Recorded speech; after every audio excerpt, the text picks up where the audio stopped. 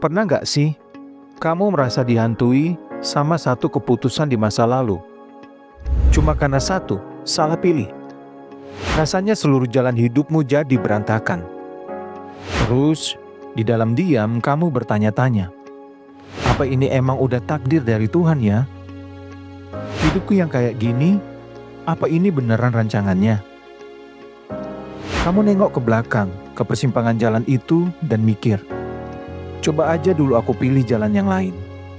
Coba aja aku nggak ambil kerjaan itu, nggak nikah sama dia, atau nggak ngomong kata-kata itu.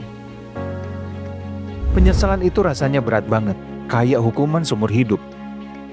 Kamu jadi merasa terjebak, merasa ini semua udah nasib. Dan kalau ini nasib, bukankah artinya Tuhan yang nentuin? Kalau pikiran itu sering muncul, kamu wajib dengerin ini. Karena apa yang akan kita bahas bisa jadi kunci yang membebaskan kamu dari penjara penyesalan itu. Yuk, kita buka pintu berkat hari ini, karena di balik setiap pintu ada berkat yang menanti.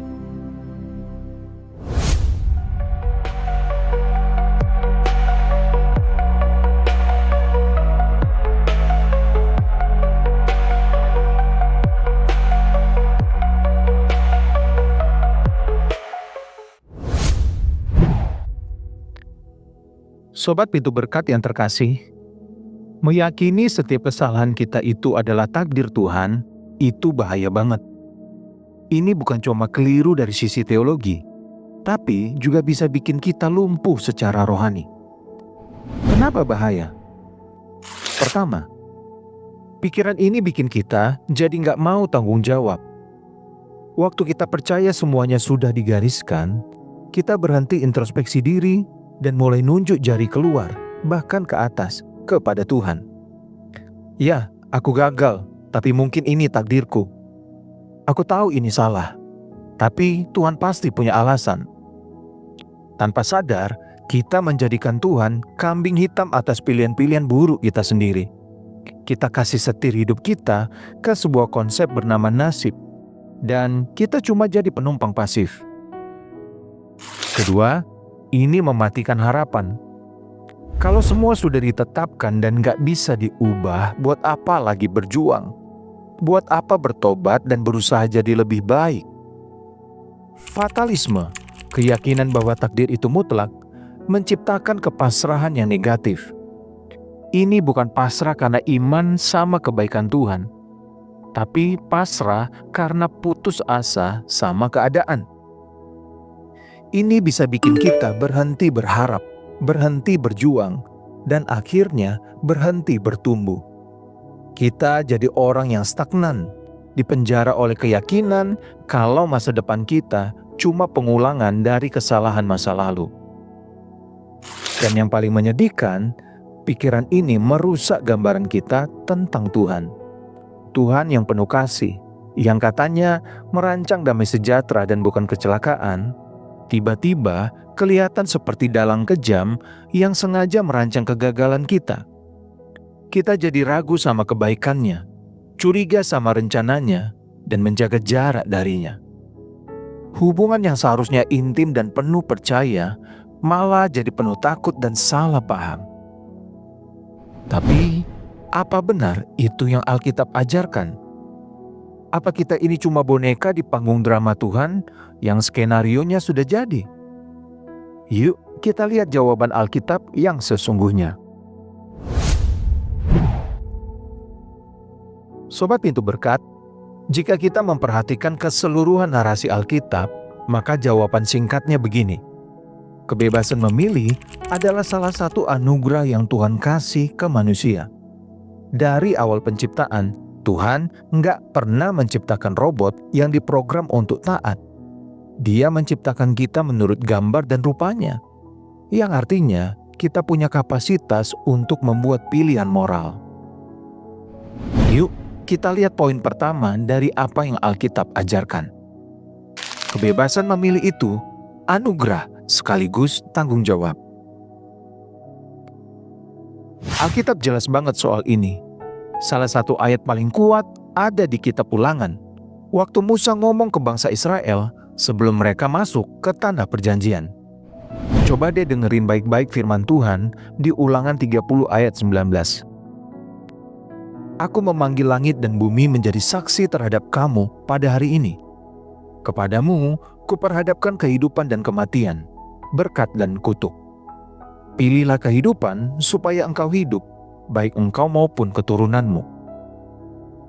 Perhatikan deh kata-katanya, kuperhadapkan dan pilihlah. Tuhan gak bilang, aku udah pilihin buat kamu. Atau, ini takdirmu, terima saja. Enggak, dia menyajikan dua jalan, lengkap dengan akibatnya, hidup atau mati, berkat atau kutuk. Lalu dia memberi perintah luar biasa, pilihlah. Ini adalah undangan ilahi supaya kita jadi peserta aktif dalam hidup kita, bukan penonton pasif. Kebebasan ini anugerah, tapi juga tanggung jawab besar. Pilihan kita punya bobot dan konsekuensi yang nyata. Prinsip ini ada di seluruh Alkitab. Amsal 22 ayat 8a bilang, orang yang menabur kecurangan akan menuai bencana. Ini hukum tabur tuai. Apa yang kita tanam, itu yang kita panen. Bukan takdir yang nanamin buat kita, tapi kita sendiri yang pegang benihnya. Jadi, waktu kita salah pilih, itu bukan nasib yang menimpa kita, tapi buah dari benih yang kita tabur sendiri. Kita lihat poin kedua. Bedakan nasib dan rencana kedaulatan Tuhan. Nah, disinilah seringnya kita bingung. Banyak orang mencampur adukkan konsep nasib dengan kedaulatan Tuhan. Kedaulatan Tuhan itu kebenaran Alkitab yang fundamental. Tuhan itu Maha Kuasa, Dia pegang kendali alam semesta. Rencananya pasti terjadi. Nggak ada yang terjadi di luar izin dan pengetahuannya. Tapi, kedaulatan Tuhan itu nggak bekerja kayak cetakan beton kaku yang menghapus pilihan kita. Coba kita bedakan dua istilah ini, takdir dan nasib. Dari sudut pandang Alkitab, takdir itu hal-hal mutlak yang Tuhan tetapkan dan gak bisa diubah manusia. Contohnya, siapa orang tua kita, di mana kita lahir, atau rencana agung keselamatan lewat Yesus Kristus. Ini kerangka besar dari kedaulatannya. Sedangkan nasib, itu adalah hasil dari konsekuensi dari pilihan-pilihan yang kita buat di dalam kerangka besar tadi. Nasib kita bukanlah sesuatu yang sudah tertulis di bintang, tapi sesuatu yang kita tulis setiap hari lewat keputusan kita. Tuhan dalam kedaulatannya sudah kasih kita panggung dan kebebasan berakting. Kita bertanggung jawab atas peran yang kita mainkan. Dia nggak memaksa kita, tapi mengundang kita untuk memilih jalan yang benar. Jadi, ketika kita gagal karena pilihan yang buruk, itu bukan takdir dari Tuhan. Itu adalah nasib yang kita bentuk sendiri. Nah, kabar baiknya, kalau nasib dibentuk oleh pilihan, maka nasib juga bisa diubah oleh pilihan yang baru. Poin ketiga nih, nggak ada kesalahan yang lebih besar dari kuasa penebusan Tuhan. Disinilah letak keindahan Injil yang sesungguhnya. Ya, pilihan buruk itu ada konsekuensinya. Alkitab nggak pernah menyepelekan itu. Dosa dan kesalahan itu meninggalkan luka. Tapi nggak ada kesalahan, nggak ada salah pilih, nggak ada penyesalan yang terlalu dalam yang nggak bisa dijangkau oleh tangan Tuhan yang menebus. Lihat aja contoh paling dramatis di dalam Alkitab, Saulus. Dia bukan cuma orang yang salah pilih. Dia itu musuh Tuhan. Dia seorang Farisi yang sangat taat, yang mendedikasikan hidupnya untuk memburu dan menganiaya orang Kristen. Dia bahkan setuju waktu Stefanus, martir Kristen pertama, dibunuh. Kalau ada orang yang kelihatannya ditakdirkan jadi penjahat dalam sejarah gereja, ya dialah orangnya. Tapi di tengah jalan menuju Damsyik, saat dia mau nangkap lebih banyak orang Kristen, Saulus bertemu Yesus dalam cahaya yang menyilaukan. Di jalan itu, si pemburu dihentikan. Si penganiaya dipanggil. Dan dalam satu momen ilahi, jalan hidup Saulus berbalik 180 derajat. Saulus, si penganiaya, diubah menjadi Paulus, rasul terbesar bagi bangsa-bangsa non-Yahudi. Kisah pertobatan Saulus adalah bukti hidup bahwa masa lalu kita, sekelam apapun itu, enggak menentukan masa depan kita di dalam Kristus. Pilihan terburuk Saulus melawan Tuhan bukanlah kata akhir dalam hidupnya. Kata akhirnya adalah anugerah Tuhan. Tuhan gak menghapus masa lalunya, tapi menebusnya. Dia mengambil semua semangat dan kecerdasan yang pernah Saulus pakai untuk menghancurkan dan mengarahkannya kembali untuk membangun kerajaannya. Kisahmu mungkin gak sedramatis Paulus, tapi prinsip penebusannya sama. Pilihan burukmu gak mendefinisikan siapa kamu. Itu mendefinisikan siapa kamu sebelum bertemu anugerahnya hari ini. Anugerah Tuhan lebih besar dari penyesalanmu. Kasih-Nya lebih kuat dari kesalahanmu. Salah pilih bukanlah akhir ceritamu, itu bisa jadi awal dari kesaksianmu. Jadi Sobat Pintu Berkat, kalau kamu lagi merasa terjebak oleh salah pilih di masa lalu, gimana caranya melangkah maju? Teologi ini gak ada gunanya kalau gak mengubah cara kita hidup. Nah, ini 3 langkah praktis yang bisa kamu ambil sekarang juga. Langkah pertama, akui dan bertanggung jawab. Jangan salahkan takdir. Langkah pertama menuju kebebasan adalah berhenti bilang ini takdirku dan mulai berkata ini pilihanku dan aku mengakuinya di hadapan Tuhan. Berhenti jadi korban keadaan dan mulailah jadi pemilik keputusanmu. Ini bukan tentang menyalahkan diri sendiri terus-terusan, tapi tentang mengambil tanggung jawab secara dewasa. Datang ke Tuhan dengan jujur. Bilang, Tuhan aku salah jalan. Aku gak akan lagi nyalain Engkau atau nasib. Aku bawa pilihanku yang hancur ini ke hadapan-Mu. Yakobus 1 ayat 13-14 mengingatkan kita untuk tidak bilang pencobaan itu datang dari Allah. Karena setiap orang dicobai oleh keinginannya sendiri. Waktu kita mengakui ini, kita berhenti melawan Tuhan dan mulai bekerja sama dengannya untuk pulih. Pengakuan adalah gerbang pertobatan dan pertobatan adalah jalan menuju pemulihan. Langkah kedua, ubah pertanyaan dari kenapa menjadi apa. Selama kita terjebak dalam penyesalan, kita akan terus bertanya, Tuhan kenapa ini terjadi? Kenapa Engkau biarin ini?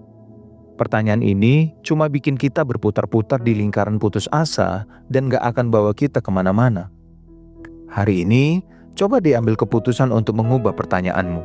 Daripada bertanya kenapa, mulailah bertanya, Bapa, apa yang bisa aku pelajari dari sini? Apa karakter yang mau Engkau bentuk dalam diriku? Dan apa yang harus aku lakukan selanjutnya untuk memuliakan-Mu? Pertanyaan kenapa membuat kita melihat ke belakang dengan sesal. Pertanyaan apa membuat kita melihat ke depan dengan harapan. Ini mengubah kita dari korban menjadi murid. Setiap kesalahan saat diserahkan kepada Tuhan bisa jadi ruang kelas terbaik untuk pertumbuhan rohani kita.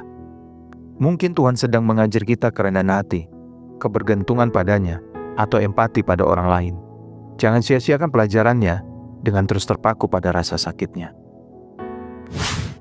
Langkah ketiga, mulai buat pilihan-pilihan kecil yang benar hari ini. Kamu gak bisa mengubah keputusan besar di masa lalu, tapi kamu punya kuasa penuh atas pilihan-pilihan kecil di hadapanmu hari ini. Kebebasan sejati ditemukan dalam rangkaian pilihan benar yang kita buat setiap hari. Jangan tunggu momen dramatis seperti Paulus. Mulai dari yang kecil. Pilih untuk berdoa pagi ini daripada langsung cek HP. Pilih untuk baca satu pasal Alkitab daripada nonton tontonan yang gak membangun. Pilih untuk ngomong yang baik ke pasangan daripada mengkritik. Pilih untuk jujur dalam pekerjaan. Pilih untuk mengampuni orang yang menyakitimu. Hidup yang benar itu gak dibangun dari satu keputusan besar, tapi dari ribuan pilihan kecil yang konsisten. Pilihan-pilihan kecil ini yang hari demi hari akan membangun momentum baru dalam hidupmu. Kamu sedang menabur benih baru yang pada waktunya akan menghasilkan panen yang berbeda. Kamu menebus masa depanmu dengan menjadi setia pada pilihan-pilihan kecil di masa sekarang. Jadi, Sobat Pintu Berkat, mari kita kembali ke pertanyaan awal. Salah pilih itu nasib atau takdir Tuhan? Jawabannya jelas, bukan keduanya. Salah pilih adalah konsekuensi dari anugerah kebebasan yang Tuhan berikan. Sebuah anugerah yang membuat kita bisa mengasihinya dengan tulus atas keinginan kita sendiri. Masa lalumu mungkin penuh dengan pilihan yang salah, tapi itu nggak harus jadi nasib permanenmu. Nasibmu tidak ditentukan oleh pilihan terburuk di masa lalu, tapi oleh pilihan terbaik yang bisa kamu buat hari ini, yaitu memilih kehidupan, memilih untuk mengasihi Tuhan dan taat padanya. Kisah Paulus mengajarkan kita bahwa Tuhan itu ahlinya mengubah puing-puing kesalahan menjadi monumen anugerahnya. Dan Dia mau melakukan hal yang sama dalam hidupmu. Pilihanmu hari ini menentukan nasibmu esok. Berhentilah melihat ke belakang dengan penyesalan dan mulailah melihat ke depan dengan iman. Serahkan setiap salah pilih di masa lalumu ke kaki salib. Dan percayalah, kuasa penembusannya sanggup menulis ulang akhir ceritamu. Nah Sobat Pintu Berkat, kalau video ini memberkatimu, tolong bagikan ke temanmu yang mungkin lagi merasa terjebak oleh masa lalunya. Dan aku mau dengar ceritamu. Coba tulis di kolom komentar satu keputusan benar sekecil apapun yang mau kamu ambil mulai minggu ini untuk memilih kehidupan. Yuk kita saling menguatkan dalam perjalanan ini. Sampai jumpa di video selanjutnya dari Pintu Berkat. Dibebaskan oleh firman, dikuatkan oleh kebenaran. Tuhan Yesus memberkati.